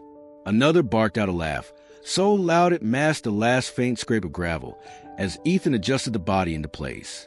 May said something low to Emily, his tone mocking, and the others leaned in to hear. Not one of them noticed the silence at the doorway, the absence of footsteps, the missing ember of a cigarette that had burned steady for the last half hour. Ethan pressed his back against the wall again, crouched low, his knife steady in his hand. His eyes swept the room. Four left, 3 circling Emily, 1 leader steady at the center. They were still too confident, too certain the world outside their circle didn't exist. That arrogance had cost the first man his life. It would cost the rest far more. The night pressed closer. The halogen flickered. The shadows stretched longer. Ethan let the silence wrap around him again, becoming part of it, letting the warehouse swallow his presence. He moved toward the next patch of cover, slow, steady, invisible. Inside, Emily shifted in her chair, her gaze flicking briefly toward the door as if she sensed something had changed. She couldn't see him yet, but he was there, and he was moving. The echo of laughter in the warehouse rolled across the steel ribs and bounced into the shadows. It masked much, but not everything. When one of the men circling Emily paused, his head tilted. The sound he caught was faint yet distinct. A rattle, sharp and hollow, like a chain shifting where no hand touched it. He frowned, his knife snapping open and shut as the others teased her. For a moment, he considered ignoring it. Old buildings creaked, wind moved debris, animals slipped through cracks. But something about the sound didn't feel like weather or time. It felt close, intentional. He pushed off the barrel he'd been leaning against, his boots heavy against the floor. "Thought I heard something," he muttered, his tone half dismissive, half curious. The others barely looked at him, their attention glued to Mace, who was still speaking low, still weaving his words around Emily like a trap. The man grunted and moved toward the far corner, toward the service door where the dark pressed thickest. His knife flicked again, the metallic snap echoing faintly as he disappeared into the shadows. Ethan had already melted behind the stack of pallets, his breathing steady, his body still. He had timed the sound of the chain perfectly, nudging it with his boot just enough to draw one man away. He watched the biker approach, the man's outline clear against the pale light spilling from a halogen lamp. The knife clicked again, louder this time, as if the sound alone could cut through the dark. Ethan shifted his weight, lowering his stance, letting silence swallow the motion. The man stopped near the broken pallets, scanning, his shoulders tense now, his instincts belatedly waking. "Who's there?" he whispered, though he didn't really expect an answer. He leaned closer, his eyes squinting as they tried to pierce the dark. That hesitation was all Ethan needed. In a blur, Ethan moved. His hand struck first, knocking the man's wrist aside, the knife clattering to the floor with a sharp clang that barely rose above the hum of the generator outside. Before the sound could carry, Ethan's other arm looped around his throat, pulling him back into the shadows. The man thrashed, his boots scraping against concrete, his fist flying, but Ethan's grip was iron. He pressed down, tightening, each movement precise, efficient, silent. The man's struggles weakened, his boots sliding, his breath sputtering into nothing. Ethan eased him down to the floor, laying him flat behind the pallets. His eyes flicked to the knife, which lay glinting faintly in the dark. He scooped it up, tucking it into his belt. Another tool, another piece of ground claimed. Inside the circle of light, the others hadn't noticed. One of them barked out another laugh, his voice rising high enough to drown out the scuffle that had just ended yards away. Emily's gaze darted toward the sound of the falling knife, her eyes wide, searching. She didn't see him, couldn't see him, but she sensed a shift, the absence of the man who had left, the strange silence where his boots had once scuffed. Mace finally glanced over his shoulder, his brow furrowed faintly. "What's he doing?" he muttered, but not loudly enough to pull the others' full attention. They shrugged, unconcerned, too sure of themselves to imagine a threat. Ethan crouched again in the dark, his body pressed against cold steel, his breath controlled. 2 down, 3 left inside, and the leader still standing steady. The warehouse still echoed with their arrogance, but now it carried another note, too, a subtle shift, a hollow absence where once there had been 5 voices. The echo of chains had done its work, and the night was far from over. The warehouse had settled into a rhythm of noise and silence, laughter spilling, boots scraping, then fading again into the hollow spaces between steel beams. Mace's voice carried low and steady, his words cutting into Emily with the weight of inevitability. She kept her chin lifted, her wrists bleeding against the ropes, her breath shallow but unbroken. Still her body ached, and fear pressed against her ribs like a tightening fist. She could hear the generator outside coughing, the halogen lamp buzzing, the shifting of chains above her head. But there was something else, too, a change in the air, subtle and unseen, as though the night itself had slipped inside and waited in the shadows with her. Then it happened, a single step, the sound of a boot rolling against concrete, small but impossible to mistake. Every head turned at once. The 3 bikers froze mid-motion, their grins faltering, eyes narrowing toward the darker edge of the warehouse where the failing light ended. Mace straightened slowly, his hand brushing the side of his vest, not in panic, but in readiness. Emily's breath caught in her chest, her eyes widening as the silence stretched. From the shadows, Ethan stepped forward. His figure emerged piece by piece, first the boots catching the weak glow, then his shoulders squared and steady, then his face calm but carved with fury. The knife rested at his side, not raised yet, not threatening, just present, just undeniable. His eyes went first to Emily. He didn't blink, didn't let the others distract him. He saw the rope at her wrist, the bruise on her cheek, the blood at her lip. He saw the fire still alive in her eyes despite everything. And he spoke her name, low but clear, the sound slicing through the cavernous space like a blade. "Emily." The word froze the room. For her, it was release, the confirmation that the presence she had felt was real, that she wasn't alone. For them, it was a shock, an intrusion, a fracture in their certainty. The bikers shifted uneasily, glancing at one another as if trying to measure the man who had walked so boldly into their den. Only May stayed still, his scar catching the light as he studied Ethan with narrowed eyes. "You shouldn't be here," May said finally, his voice carrying calm authority. It was the tone of a man used to deciding when others breathed, when they begged, when they stopped fighting. Ethan's gaze finally broke from Emily, shifting to Mace. His stance didn't change, his voice just as steady. "And you shouldn't have touched her." The men bristled, one stepping forward with a curse, his hand going for the knife at his belt. Ethan didn't flinch. He stood centered in the weak glow, the calm of a soldier who had counted his enemies and found them wanting. His presence alone seemed to slow the room, as if gravity had shifted, and every move now belonged to him. Emily's heart pounded, her body aching against the ropes, but her eyes never left him. She remembered the coin he always carried, the one etched with the trident, the reminder of who he was beneath the quiet exterior. She had always known he would come if she called. She hadn't known he would come even when she couldn't. Mace's lips curved faintly, not into a smile, but into something colder, a recognition. He had seen men like this before, men who walked into a room not to posture, but to end it. The scar on his face tugged as he tilted his head slightly. "Family, then," he said. "That explains a mouth." Ethan took another step forward, his boots steady against the floor. The lamp flickered, shadows jumping, chains swaying overhead as though the building itself leaned closer to listen. "It explains everything," he answered.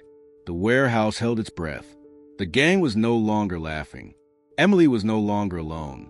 And Mace, for the first time that night, understood that the game he thought he controlled had just changed. The halogen lamp buzzed, its pale glow trembling across the concrete floor. Dust drifted in the air, curling like smoke around the circle of men who had, until moments ago, been laughing with the arrogance of predators. Now they stood taut, their swagger cut short by the sight of Ethan in the light. His presence didn't shout. It pressed down on them like a weight, steady, silent, undeniable. Emily's chest rose and fell quickly, her eyes locked on him as if she could finally breathe for the first time since being dragged from the van. Mace didn't move at first. He watched. His scarred face betrayed nothing but thought, his eyes narrowing as if reaching for a memory that had been there all along, waiting. He had seen men stand this way before, not civilians, not outlaws, not even rival bikers trying to posture. No, this was different. This was a man who had walked into worse places than this warehouse and survived them. A man who carried the stillness of someone who had spent years staring into the mouth of danger and no longer feared it. One of his men shifted uncomfortably, muttering, "Who the hell is this guy?" The words cracked the silence like a stone on glass. Ethan's eyes never left Mace. His jaw stayed firm, his stance unflinching. There was no need to answer. The truth was already moving through the gang, creeping into their minds with every second they measured him. Mace tilted his head slowly, the scar catching the flicker of the lamp. His voice came low, deliberate. "Carter." The name rolled out like a realization, not a question. He studied Ethan longer, piecing it together. Ethan Carter. "Navy." He paused, his gaze sharp, his tone sharpening with the weight of recognition. "SEAL." The men froze at the word. The weight of it changed the air. These weren't just bikers. They were men who had heard stories, rumors passed in bars and back rooms about what those three letters meant. SEALs weren't soldiers you stumbled across. They weren't men you cornered by accident. They were the ones sent into places the world pretended didn't exist. And one of them had just walked into their circle, not in uniform, not with backup, but alone and unshaken. Ethan's silence confirmed it more than any words could. His eyes flicked once to Emily, then back to Mace, steady as stone. The ropes around her wrists, the bruise at her cheek, the defiance she had clung to, all of it was enough to harden the line of his jaw. Mace exhaled through his nose, slow, almost amused despite the tension clawing at his men. "Of course," he murmured. "The brother." His lips twisted faintly, something between respect and challenge. "We picked the wrong girl." He said it to himself, but the others heard, and unease rippled through them. One swallowed hard, another's grip on his knife faltered. Emily's eyes widened at the name, At the sound of her brother's identity spoken aloud like a weapon, she had always known what he was, had always carried the weight of his silence when he came home from deployments with shadows in his eyes. But hearing Mace say it, hearing these men recognize it, stripped away her fear. It told her that the balance had shifted. Ethan finally spoke, his voice low, the calm before storm. "You made a mistake." The room tightened around the words. Chains swayed overhead. The lamp buzzed louder. But nothing in that warehouse mattered more than the realization settling into the Iron Vultures' bones. They hadn't just taken a waitress from a diner. They had touched the sister of a man who had been trained his whole life to fight wars in silence. And now that man stood in front of them, no hesitation in his eyes, no retreat in his stance. Mace held his stare a moment longer, then gave a single nod, as though acknowledging the truth that could no longer be denied. The recognition was complete, and with it came the knowledge that the night would not end as they had planned. The silence shattered in an instant. One of the bikers lunged first, a length of chain swinging wide from his fist, the steel links hissing through the air as they caught the lamplight. The sound was sharp, metallic, violent, meant to intimidate as much as to wound. Ethan stepped into the motion instead of away, his body shifting with the fluid grace of instinct. The chain missed its mark, smashing against a rusted barrel, sparks bursting as metal struck metal. Before the biker could recover, Ethan's hand snapped forward, gripping the chain near the man's wrist and yanking hard. The momentum shifted, the attacker stumbling forward. Ethan's knee drove up, slamming into man's chest, and the biker crumpled to the concrete with a choked gasp. Another came in fast, knife flashing in the weak glow of the halogen lamp. The blade arced for Ethan's ribs, but he pivoted, letting the strike glance past, his arm snapping up to trap the man's wrist. In one fluid motion, he twisted, the biker's own momentum turning the blade inward. A cry ripped from the man's throat as the knife sliced across his arm, blood splattering against the floor. Ethan shoved him back into the barrel, the impact ringing hollow through the cavernous warehouse. The third didn't hesitate. He charged from behind, aiming to tackle Ethan, his boots thundering across the concrete. Emily gasped, her heart surging into her throat as she saw the figure close in. But Ethan's awareness stretched beyond sight, beyond sound, years of training sharpening his senses into something almost primal. He sidestepped at the last second, his boot hooking behind the man's ankle, sending him sprawling forward. The biker's face hit the ground with a sickening thud, his knife skittering across the floor to rest near Emily's chair. She glanced at it, hope flashing in her eyes, even as her wrists strained uselessly against the ropes. The men scrambled to their feet, cursing, circling, their confidence cracked but not broken. Their leader hadn't moved yet. Mace watched from the edge of the circle, his scarred face calm, his eyes locked on Ethan as if measuring the distance between them, waiting for the moment that would decide everything. Another strike came, a wild swing of the chain meant more for rage than precision. Ethan ducked under it, his body folding low, his knife flashing upward. The steel kissed the attacker's thigh, just enough to tear muscle and send him staggering, his roar filling the warehouse. Ethan didn't linger. He flowed past, every movement calculated, efficient, designed to disable rather than prolong. He had no luxury for theatrics. Every strike had to count. Every second was measured against Emily's life. Emily twisted in her chair, her eyes darting between the blur of movement and the knife glinting by her feet. She wanted to scream his name, to warn him, to beg him to win, but her throat locked tight. All she could do was watch as her brother became what he had always been trained to be, a storm contained in human form, precise and relentless. The men hesitated now, circling slower, their earlier bravado leaking into the shadows. They had expected an easy night, a helpless girl, a message carved in fear. Instead, they faced a soldier who moved like water, who turned every attack into their own undoing. Blood smeared the floor, chains clattered, the lamp flickered harder with each clash, as if even the light itself struggled to keep up with the pace of the fight. Through it all, Ethan's breathing stayed even, his eyes sharp. He had already decided none of them would touch her again.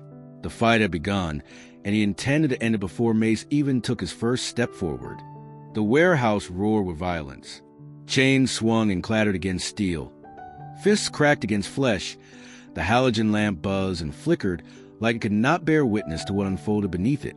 Ethan moved among them like a current breaking against rocks, redirecting every strike, punishing every opening. His breath stayed measured, his stance never faltered. But the floor was slick now with sweat, blood, and dust kicked up by the struggle. Emily sat tied to the chair, her body aching, wrists rubbed raw until the rope felt fused to her skin. Every strike from her brother's knife, every grunt of pain from the men around him, shook her bones with equal parts fear and hope. She rocked against her bindings, twisting her shoulders, digging her nails into the fibers. One of the biker's earlier swings had struck close, sending his knife clattering across the concrete until it landed near her chair. It glinted faintly, just inches from her foot. She shifted, subtle at first, trying not to draw notice. The men were too focused on Ethan, their curses and shouts covering the scrape of wood against concrete as she twisted the chair just enough to lean closer. The rope cut deeper. Her shoulders screamed, but she pushed harder, stretching until her fingers brushed the handle. It slipped once, clinking against the floor, but the fight's chaos swallowed the sound. She clenched her jaw, stretched again, and finally hooked the knife between her fingers. Relief surged through her veins like fire. Her grip was clumsy, the blade heavy in hands slick with sweat, but desperation steadied her. She angled it toward the rope, sawing at the fibers, every pull sending jolts of pain up her arms as the rope bit back. The fight raged on around her. One man shouted as Ethan drove him into a barrel, the crash echoing like thunder. Another roared in pain as the soldier's knife cut too close. Through it all, Emily worked, teeth gritted, eyes locked on the fraying strands. The rope gave suddenly, snapping free with a sting that burned her skin. She gasped, almost collapsing forward, but caught herself, her wrist throbbing as blood rushed back into her hands. She didn't waste a second. She slipped the blade to the rope at her ankles, cutting faster now. Frantic, the fibers unraveling until a chain binding her legs clattered to the floor. Emily stumbled forward onto her hands and knees, her body weak but her will unbroken. Dust smeared her palms, blood streaked down her forearms. But she crawled anyway, each movement dragging her closer to the open door. She kept low, her hair falling across her face, the noise of fight shielding her retreat. Every shuffle forward felt like a mile, her body screaming to stop, but her mind was locked on the night air waiting just beyond that threshold. She risked a glance back. Ethan stood like a wall among them, his knife flashing, his body flowing from strike to strike. He hadn't looked her way once, but she knew he was fighting for the space she needed. Her throat tightened. She had to make it out. She had to move faster. Her knees scraped raw against the concrete as she pushed forward again, reaching the edge of the doorway. The cool night air touched her face, a whisper of freedom against skin slick with sweat and grime. She pulled herself through the gap, collapsing onto the gravel outside, chest heaving, lungs burning. But she didn't stop. She forced herself to crawl further, into the deeper shadows beyond the light. Her legs trembled. Her arms barely held her, but she kept moving, dragging herself inch by inch into the darkness. Behind her, the chaos raged louder, the warehouse trembling with the force of the fight. And though her body was broken and bloodied, her mind clung to a single truth. She was free of the chair, free of the ropes, and she would not let them drag her back. The fight slowed into a grim rhythm, the clatter of chains and the grunts of broken men echoing through the vast warehouse. Two of the bikers lay writhing near the barrels. Another bled heavily by the pallets, their earlier swagger reduced to groans and curses. Ethan stood steady, his chest rising and falling with measured breaths, knife glinting faintly in his hand. He had moved with the precision of a man trained not just to fight, but to end. And now only one remained untouched. May stepped forward. The other's noise faded like background static as the leader entered the center of the floor. His boots struck the concrete in slow, deliberate rhythm. Each step meant to claim the space as his.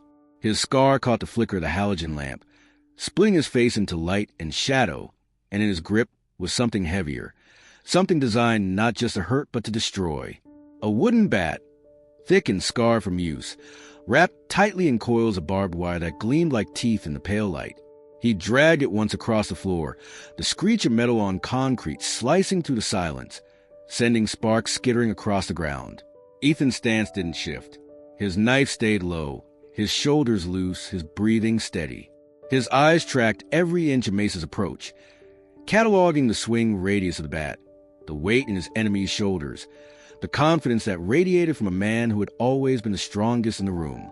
"You've made a mess of my crew," Mace said, his voice low, controlled, carrying more weight than the threats his men had thrown all night. "But this isn't their fight anymore. It's mine." He lifted the bat, resting it against his shoulder, the barbed wire catching the glow. "And I don't lose." Ethan didn't answer with words. His silence was its own language, one that told Mace exactly what he was. A man who didn't need to posture, who didn't need to win respect with noise. Ethan's calm was worse than defiance. It was certainty. Mace struck first. The bat swung wide, the barbed wire singing through the air. Ethan stepped back just enough, the bat missing his chest by inches and smashing into concrete, the impact sending a spray of sparks and dust into the air. Mace recovered quickly, lifting the bat again, coming down in a brutal arc meant to shatter bone. Ethan slid to the side, the barbed wire tearing grooves into the floor where he had stood. The two circled now, predator against predator, one wielding raw brutality, the other honed precision. Ethan's knife darted out once, catching Mace's arm as the bat swung past, but the cut was shallow, not enough to slow him.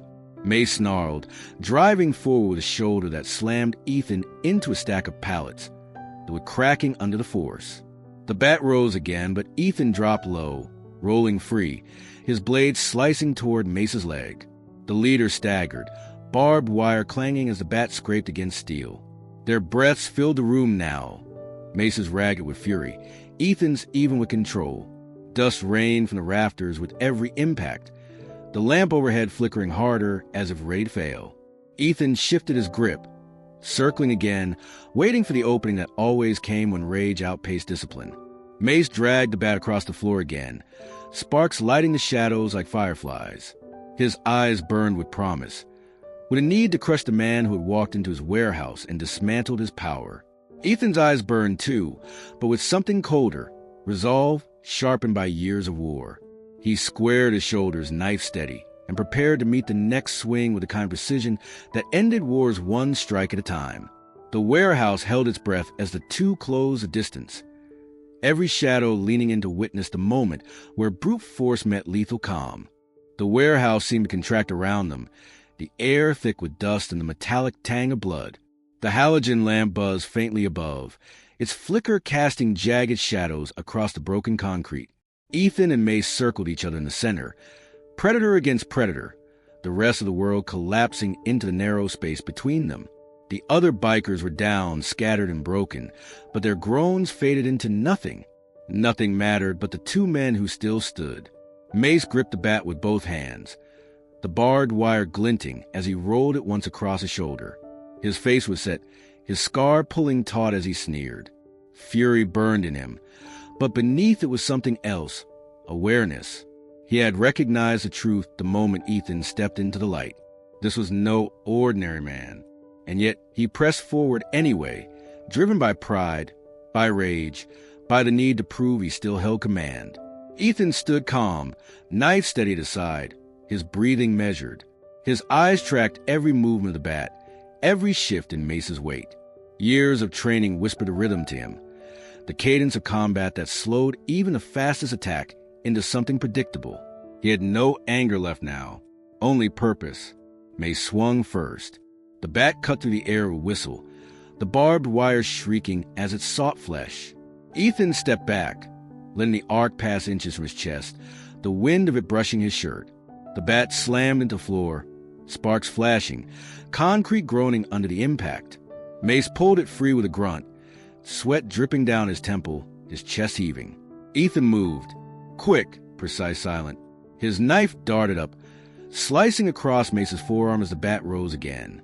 Blood welled instantly, dark against the pale glow, but Mace roared and swung anyway, driving forward with brute strength. Ethan sidestepped, feeling the rush of air, the barbed wire grazing his sleeve. Another inch and it would have torn deep. They circled again. Ethan's boots shifted on the floor, each step deliberate. He was waiting. He always waited. Mace's breathing grew louder, his movements heavier, his rage beginning to outrun his control. He swung wide again, the bat arcing too far, momentum carrying him half a step off balance. That was the moment. Ethan stepped inside the swing, his body sliding beneath the bat's path. His knife flashed once, a clean strike that cut through the air and found its mark. Mace froze, his eyes widening, the breath caught in his chest. The bat slipped from his hands, the barbed wire clattering against the floor, sparks spitting as it rolled. For a heartbeat, the warehouse held still. Silence pressed in, broken only by the hum of the dying lamp and the faint drip of blood against concrete. Mace swayed once, his knees buckling, his scarred face twisting not in rage but in disbelief. He stumbled backward, his hands clutching at the wound, and then he fell. The thud of his body against the floor reverberated through the cavernous space. Final and unyielding. Ethan stood over him, knife still in hand, chest rising with steady breaths. His eyes didn't waver, didn't soften. He had delivered the strike with the precision of a soldier, not the fury of a brother. But as the silence deepened, his gaze flicked toward the shadows where Emily had crawled free. His body eased just slightly, the steel of combat giving way to a man who had come home only to find war waiting for him here. The fight was over. One strike. Silence. Mace lay still, and the warehouse belonged to no one but Ethan and his sister. The warehouse had gone still, its cavernous belly echoing only the faint hum of the generator outside and the distant drip of water from a broken pipe. Dust hung in the air like smoke, stirred by the violence that had ripped through the night. Ethan stood in the center of it all, chest heaving, knife still in hand, the body of Mace sprawled at his feet. Around the edges of the concrete floor, the other bikers groaned, broken and bleeding, their defiance smothered into silence. The halogen lamp flickered one last time, then steadied, its weak glow painting the aftermath in washed-out tones. Emily crawled back into the doorway, her body trembling, her hair tangled, her wrists raw and bleeding. She leaned against the frame, her breath shallow but steady enough to prove she was still here, still alive. Her eyes locked on Ethan, wide with a mix of disbelief and relief, as if she wasn't certain whether to collapse into sobs or cling to him until morning. Ethan gave her a single nod, calm, controlled, but in his eyes there was the briefest flicker of something softer, acknowledgement that she had survived, that they both had. Then came the sound that split the silence, faint at first, swallowed by the emptiness of the surrounding fields. A distant wail rising and falling, carried on the wind like a warning or a promise. Sirens. Ethan froze, his body instinctively tightening, the old instinct of a soldier preparing for another wave. But this wasn't a battlefield, and those weren't enemy horns. These were sirens of law, of response, of a system finally catching up to what had already been fought and decided here. The sound grew louder, closer, bouncing off the rusted walls of the yard, until red and blue lights flared across the broken windows. They painted the steel ribs of the warehouse in colors too bright, too artificial, clashing with the raw earth tones of blood and rust. Tires crunched against gravel outside, doors slammed, and the crackle of radios bled into the night. Deputy Reeves was the first through the gap, his flashlight cutting a hard line into the gloom, his face, weathered and drawn, set tight as his eyes took in the scene. The bodies, the blood, the fallen leader with the barb bat still lying at his side. His free hand went to the grip of his sidearm, but he didn't draw. He saw Ethan standing there, knife still lowered but loose in his hand. Calm as stone. "Carter," Reeves said, his voice low, carrying both recognition and disbelief. "What in God's name?" The words trailed off as his beam fell on Emily, her pale face, her bound wrists, her torn apron crumpled on the floor.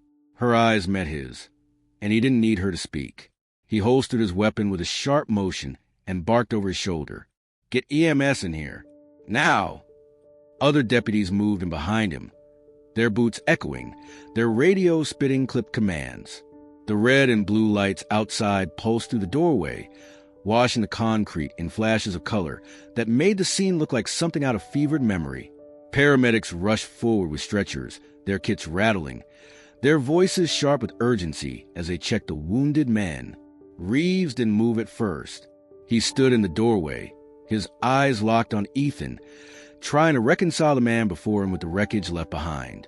"You did this?" he asked, not accusing, but needing to hear it said. Ethan finally straightened, sliding the knife back into its sheath. His voice came quiet, even, "They touched my sister." That was all. Nothing more needed. Reeves nodded once, the weight of the night heavy in his eyes. He turned to the others, his voice sharp again. "Secure the lot, get cuffs on whoever's breathing, and keep the press out of this yard." The sirens faded into background hum as the chaos of arrival replaced the chaos of battle. The warehouse filled with light and movement, but at its center stood Ethan and Emily, unbroken in a place meant to break them. The night was over. The law had arrived, and the rusted walls carried their silence like witness to everything that had just burned itself into memory. The warehouse was no longer dark. Floodlights had been set up in the lot, their beams cutting through broken windows and washing the rusted walls in harsh, artificial glare. The once hollow space now swarmed with deputies, paramedics, and the clatter of radios. But in the middle of it all, Emily sat on a stretcher near the doorway, a heavy wool blanket draped across her shoulders.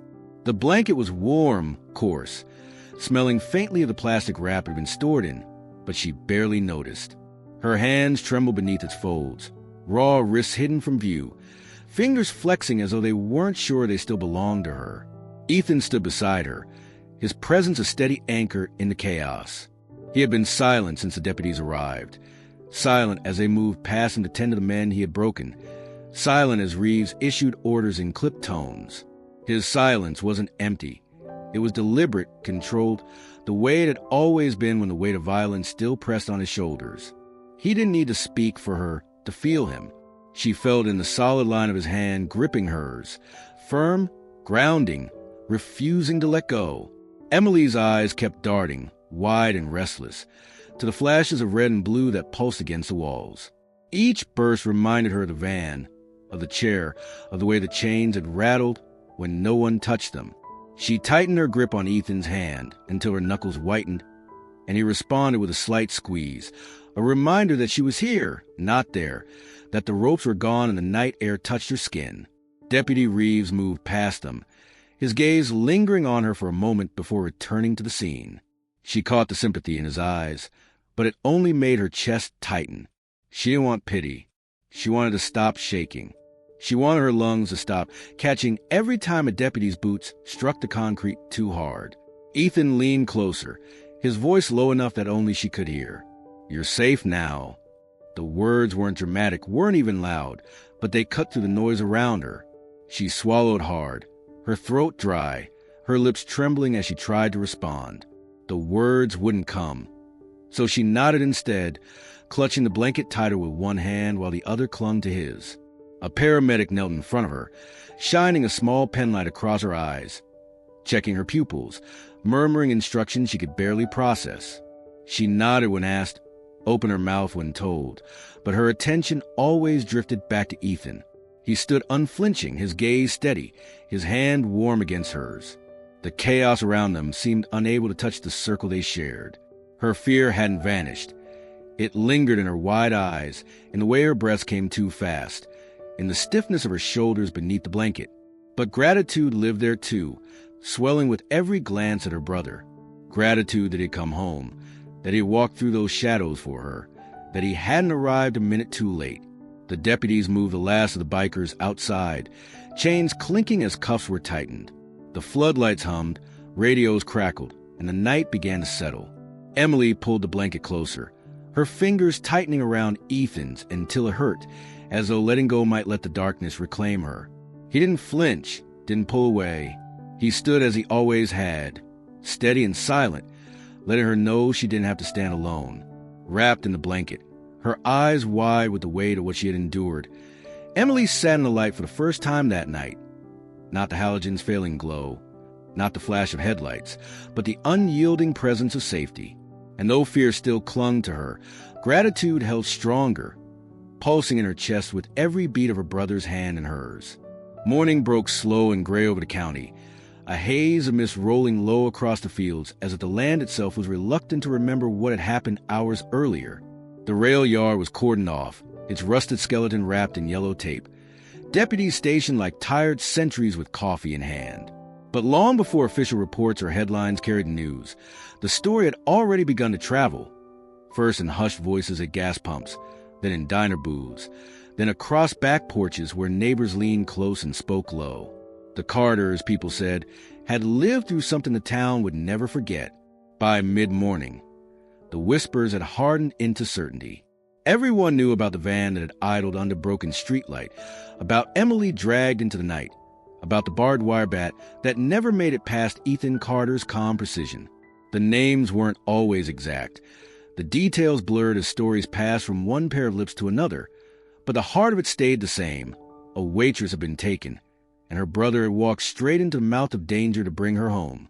At the diner where Emily worked, the neon sign still flickered, but the air inside was different. Regulars came in quieter than usual, sliding into booths without their usual jokes, their eyes glancing often toward the back, as if expecting to see her appear in her red apron. Those who spoke kept their voices low, reverent, as though raising them might dishonor what she had endured. The tip jar filled faster than ever, stuffed not just with bills but with folded notes that read, "We're proud of you, and you're not alone." The sheriff's office issued a statement by noon.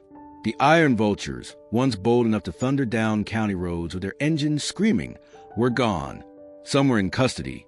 Others scattered before dawn, their colors stripped from the bars and garages they had once claimed as territory. Their presence, which had loomed like a storm over the small town for years, vanished almost overnight. Mothers whispered thanks. Fathers shook hands a little longer at the feed store, and children heard stories told in fragments they only half understood, their imaginations filling in the rest. Ethan walked Main Street once that morning, his shoulders square, his gaze steady. He carried no weapon, no uniform, no insignia what had done or who he had been before. Yet no one met his eyes without a nod of respect, some with awe, others with gratitude. Men who once might have mocked his quiet nature now held their tongues. Women who had pitied Emily for her long hours at the diner looked at her with something fiercer, something closer to pride. Emily stayed home that day, wrapped in the same blanket the paramedics had given her, her body aching but her spirit unbroken. Neighbors left food at the porch, casseroles and pies, as though feeding her family was the only way they knew to help. Children rode past on bicycles, slowing as they reached the Carter house, peering at the windows with wide eyes before pedaling away fast, their voices carrying whispers of she's the one who fought back and her brother's a SEAL. By evening, the story had settled into something larger than fact. It became a caution, a warning, a legend in the making. The Carters were no longer just siblings who lived in a small town. They were the ones who had stood against the Iron Vultures and walked away. Emily was no longer just a waitress in a red apron. She was the girl who had been taken and had crawled free. Ethan was no longer just a man returning from war. He was a shadow that had ended one. And as the sun dipped behind the horizon, casting long shadows across the fields, one truth wove through every whisper, every quiet conversation, every nod of respect that lingered longer than words. The Carter name would not be mocked again. The county roads were empty of the vulture's roar, and in their place remained silence, an uneasy but welcome peace that belonged, at least in part, to the brother and sister who had survived the night.